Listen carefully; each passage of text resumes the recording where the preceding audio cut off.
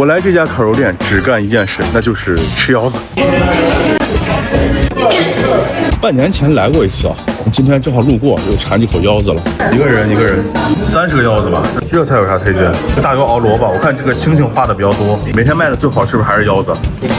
还是腰子哈。在你们心里，有没有哪家店的哪一道菜让你反复会来这家店？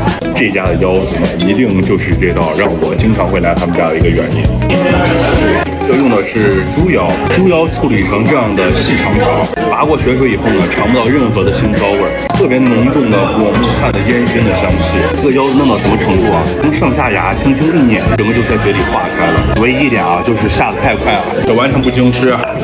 好肥瘦，它是那种传统老三样的烤法，只有盐、辣椒、孜然，两瘦一肥，瘦肉非常的软嫩，都是传统烤肉，它炭和炭之间的差距还是很大的。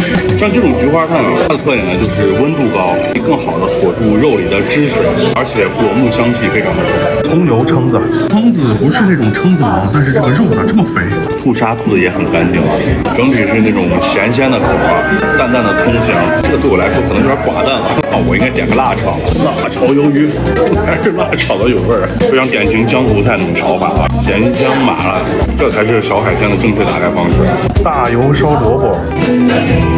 勾起了我死去的回忆。小时候在家里就这样子的，我爸就会做萝卜烧排骨，尤其最后的汁儿收的浓浓的，萝卜充分浸润了这个汁儿以后，吃比排骨都要好吃。吃完了，这家的腰子真的是可以给到夯这个级别的。有没有吃过这家的伙计？